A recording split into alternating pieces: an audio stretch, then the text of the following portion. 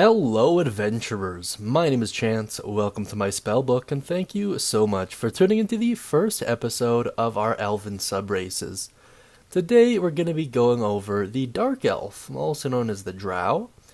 This particular subrace has been an interesting topic of conversation in recent memory, but throughout the publication history of Dungeons & Dragons, they have always been an incredibly interesting race to play, providing tons of interesting roleplay opportunities in conjunction with however they're viewed in the land.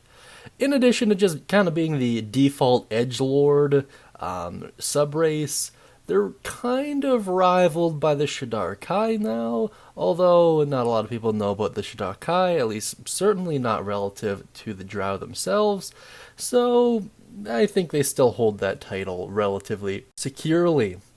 In any case, before we dive into their traits here, I humbly request that you watch the full playlist. This video in isolation won't really make a lot of sense because you still do get traits from the elf class primary, and it would be a great idea to evaluate all of the elven subraces just to make sure you're making the decision that's not just best for you mechanically, but also fits the thematic elements you're going for. How do you check out the playlist, you may ask? Well, it's pretty simple. You can click on that little eye icon up top there and just select the race playlist or the elf playlist, whichever one really suits your fancy, or you can wait until the end of the video and click on the end card screens. With that out of the way, let's take a quick look at their traits here. So you gain a +1 to your charisma, as the Drows have been known for being quite charismatic, honestly to a threatening level in most cases. You also gain superior dark vision, which is out to 120 feet. This is the first race we're covering with this particular trait. If memory serves, it's only the Drow and the Duergar that gain access to superior dark vision.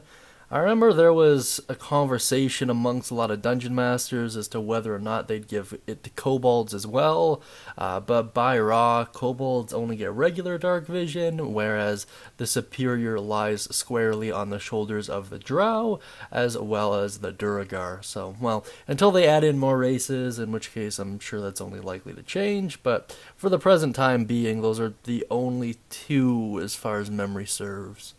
In any case, you also gain access to Drow weapon training, which gives you proficiency with rapiers, short swords, and hand crossbows. So if you don't have access to those proficiencies already, now you do. Super helpful for those heavy magic user classes to kind of give you something to fall back on if you really need to, especially that hand crossbow. Although crossbows in 5e are kind of unusable without the corresponding feat. At least most consider them to be. Who knows, you might be the odd one out. But now let's move on to some of their other characteristics here. So the first of their other traits is Drow magic. You know the Dancing Lights cantrip. When you reach 3rd level, you can cast the Fairy Fire spell once with this trait, and regain the ability to do so when you finish a long rest. When you reach 5th level, you can cast the Darkness spell once with this trait, and regain the ability to do so when you finish a long rest. Charisma is your spellcasting ability for these spells. This is pretty strong overall. Dancing Lights is one of my more favorite utility cantrips. I think it's really nice, and I think there's a lot you can do with it if you're playing it creatively. We have a whole video on Dancing Lights if you want to check it out. Feel free to. We actually have videos on all of these spells. Fairy Fire, hugely important spell, especially early on. It's one of the better support spells in the game in general, and it's a very low level. In this case, you get it essentially for free, which is really nice. I understand it comes at the cost of once per long rest, but you know what? You're probably only going to have one major combat for session anyhow, unless you're doing more of a dungeon crawl style, in which case usefulness may vary, but regardless, when you do cast it, people are certainly going to be quite grateful to you. And Darkness is one of those hit or miss spells. If it's used properly, it can be amazing and make for some really cool memories and stories. However, if used incorrectly, it'll make for some cool memories and stories, just not portraying you as a gallant or even competent adventurer. However, overall, this is a very strong addition to whatever your current abilities might be, and it's a great way to give your character some magic flair without necessarily needing to invest in a magic initiate feat, for example, or multi-class. So it's really nice for that regard. And much like the Duergar, they have sunlight sensitivity. So disadvantage on attack rolls and perception checks that rely on sight whenever direct sunlight is involved. So like if the light's on you, if it's on an enemy, sadly disadvantage. It sucks. There are kind of ways around it. There's like magical sunglasses you can put on, more or less, and that's kind of the way most players get around it. However, it's up to the dungeon master, to be honest. I've met a handful of DMs that are okay with you just kind of like wearing a hood and keeping your head down in public, and if you do that, then that's enough to at least remove the disadvantage, but by raw, I don't know. It's always an interesting conversation to have. However, the sunglasses are by far the most useful exploit. Now let's move on to my personal thoughts. I think the Drow are one of the most iconic just races. I know technically they're a subrace, but in general, I think they're one of the most iconic races in D&D as a whole. And I don't think they've been accurately represented in any other medium other than D&D. And I think there might be copyright issues behind that. I'm like pretty damn certain there is, as a matter of fact. However, to anyone who's played Dungeons & Dragons or any games heavily inspired by Dungeons & Dragons, like the Baldur's Gate series, for example, you're going to be really aware and really familiar of the Drow and how they're most commonly perceived by outsiders. And because of that, there's a lot your Dungeon Master can do with them in the grand scope of your world and how it relates to your particular character. Outside of that, not all Drow are evil. There are some Drows that are actually really good. I forget off the top of my head the kind of god that represents the good Drow. He represents like the masculine aspect of them.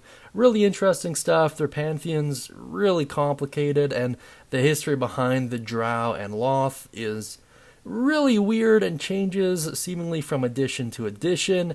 Mordenkainen's Tome of Foes is the way that most people view it in 5e. Check out that book. Once again, we're not really a lore channel. There are tons of other channels who do lore way better than I could ever hope to. All you need to know is most people view them as corrupt elves. They live in the Underdark. They have this weird rivalry with mind flayers. However, depending on what edition you're looking at and depending on who's writing the module, they might not be as adversarial as initially believed. It's really hit and miss. So however it is in your world, go nuts, I suppose, because there's walking contradictions all over the place.